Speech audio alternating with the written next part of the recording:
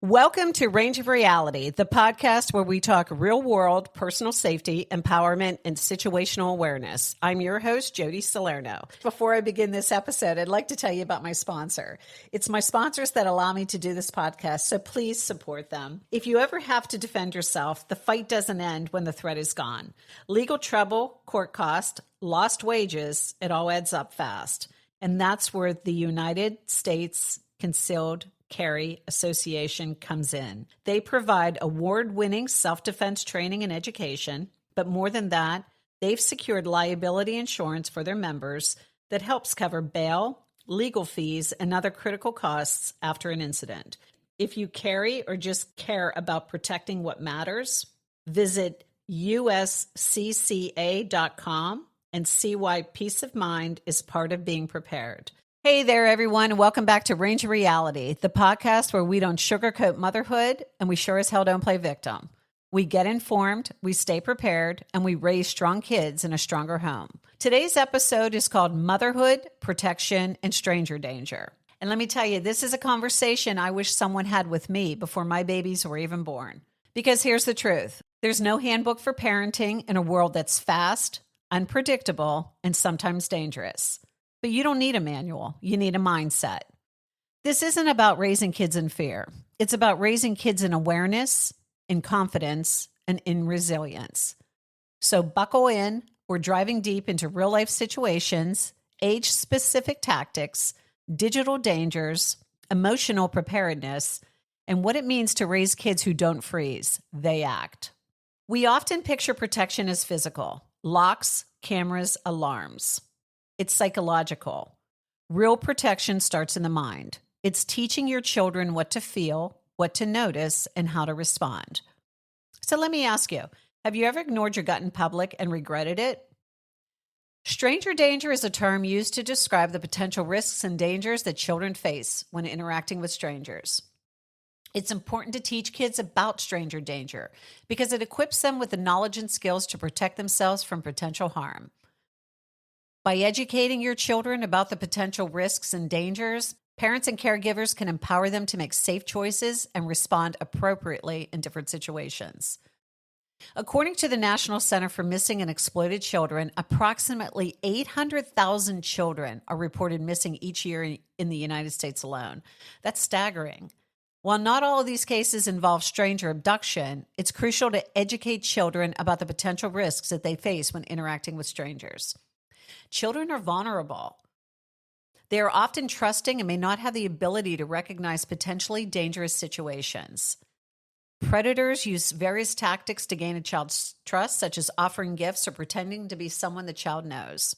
By teaching your kids about stranger danger, parents and caregivers can help them understand that not all strangers can be trusted and that they should be cautious when approached by someone they don't know.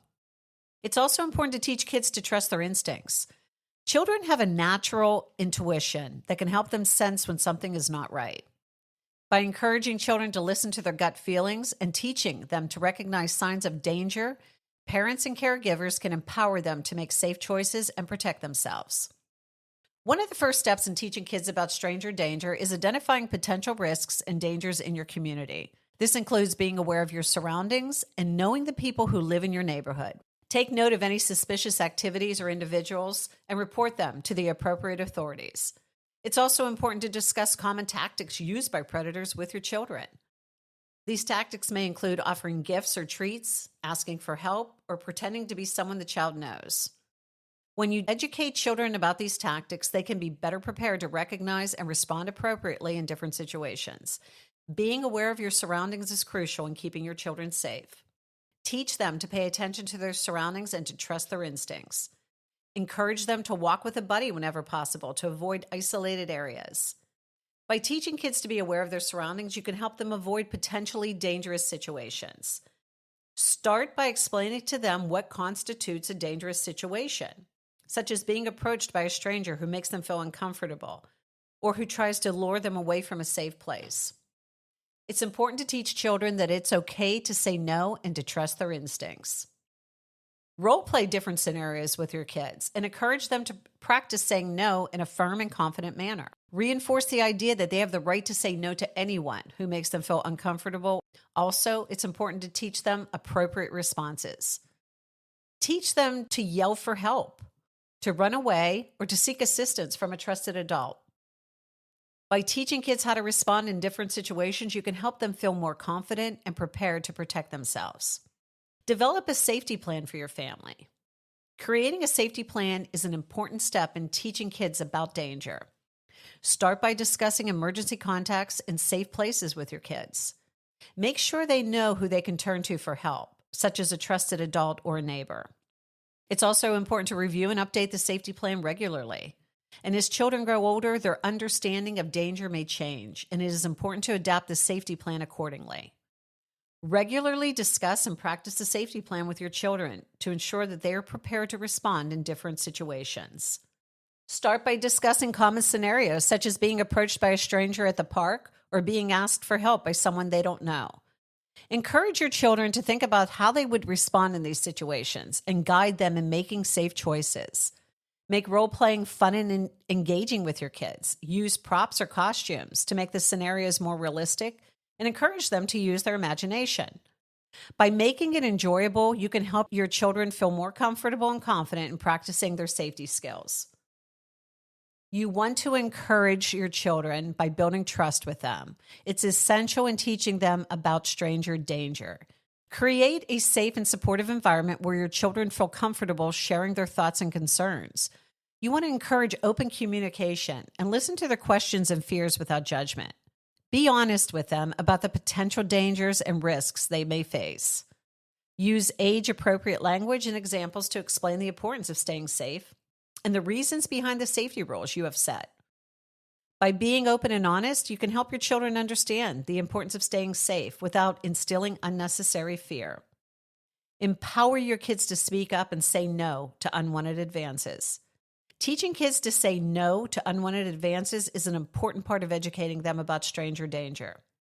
Start by teaching them that it is okay to say no to anyone that makes them feel uncomfortable or unsafe.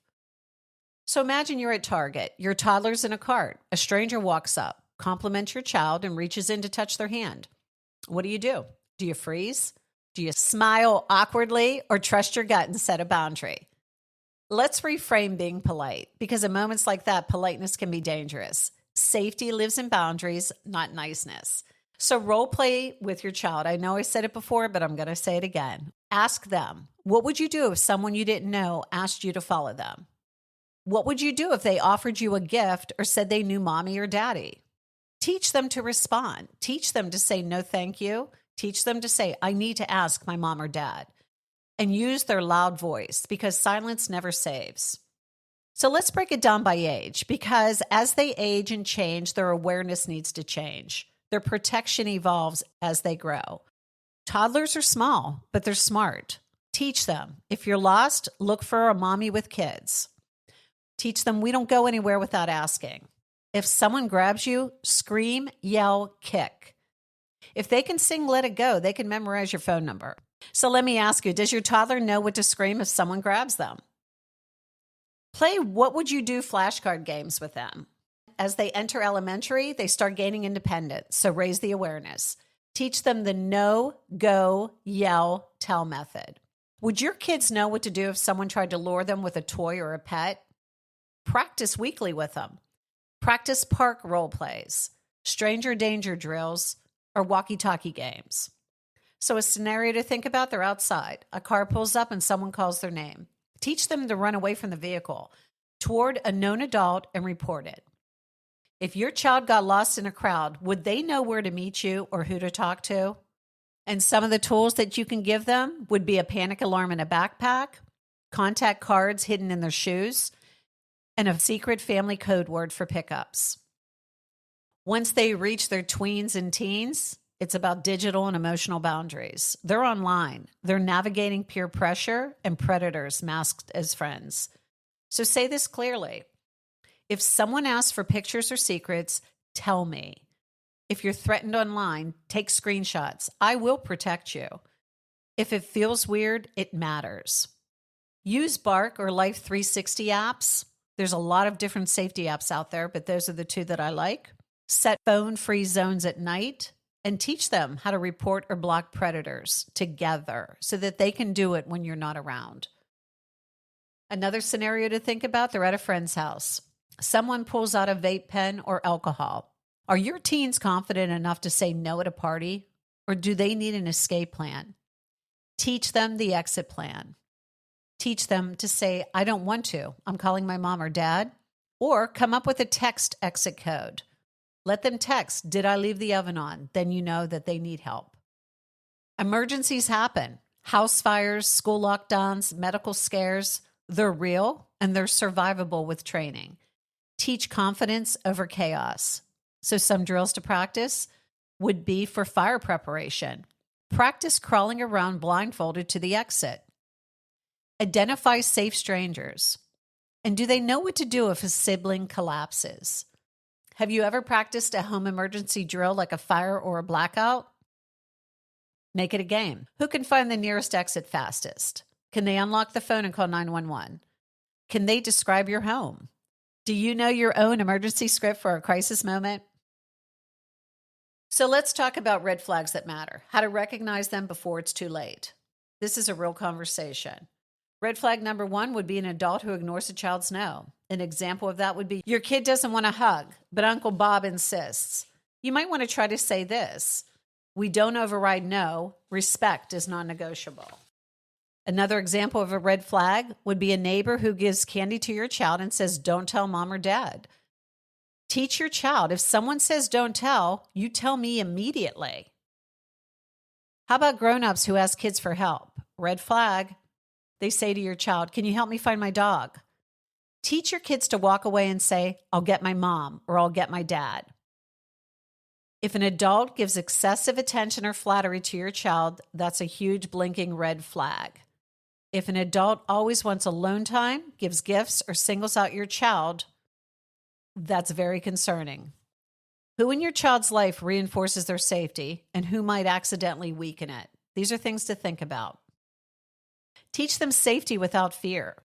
You don't need to scare your kids. You just need to skill them up. You want to keep the conversations casual when you're talking to them about danger. Talk in the car. Chat up during dinner. Drop a quick what-if scenario once a week. So let me give you your first challenge. Come up with one protection habit you can start tonight before bed with your child. You want to turn it into a game. Spotting exits in every room, memorizing license plates, and a game of who can call 911 fastest. And teach them to trust their gut. Let them say when something feels off, and always, always, always thank them for sharing.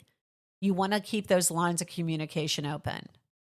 This isn't just about your child. It's about the network around your child. Your village matters. You want to talk to your babysitters. Does your babysitter know your safety code word? How about your child's teachers? Do they know your child's fears? And what about the coaches that are involved with your child? Are they trained in mandatory reporting? Say to your co-parents or caregivers, we protect, we don't panic. We don't teach fear, we teach awareness. We model boundaries and we back them up. Your child's learning from every adult in their orbit. Your village can either reinforce your child's instincts or confuse them. Be clear, be kind, and be unwavering. So set the tone loud and clear. Reinforce the idea that their feelings and boundaries are valid and should be respected. Teach them that they have the right to set boundaries and that it is important to speak up if someone crosses those boundaries. By empowering your child to speak up, you can help them develop the confidence and assertiveness to protect themselves. Think about creating a stranger danger skills storybook. A skills story is a tool that can be used to teach children about stranger danger. It's a visual narrative that uses simple language and pictures to explain a specific concept or situation. It's important to identify potential risks and dangers in your community. Teach kids to recognize and respond to dangerous situations. Develop a safety plan for your family. Practice role-playing scenarios. Encourage open communication and empower your kids to speak up and say no to unwanted advances. By taking these steps, you can help keep your children safe and give them the tools they need to navigate the world with confidence. So let me leave you with this. You are not raising fragile children. You are raising resilient ones. Children who trust their voice, children who act, not freeze, children who know how to fight mentally, emotionally, and physically if they need to. They learn that by watching you. You are not just a protector. You are a trainer, a teacher, a builder of future protectors. So this is your warrior challenge of the week. Pick one scenario from today and practice it with your child. Try one red flag drill.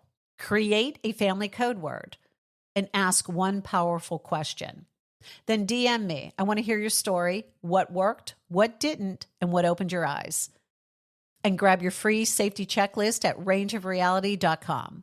Remember, your strength as a mother doesn't come from shielding your kids from the world. It comes from showing them how to stand strong in it. Safety isn't about fear. It's about freedom through preparation. If you found today's episode helpful, please share it with other parents, students, and friends. Any product that you hear me discuss on this podcast can be found and purchased on my Amazon page. Additionally, I have products that are my personal favorites in terms of personal safety. Check the link in my description. Please subscribe, leave a review, and share it with your friends. Don't forget to support my sponsor, United States Concealed Carry Association, USCCA.com, or on my website, rangeofreality.com. Until next time, stay strong, stay aware, and keep training.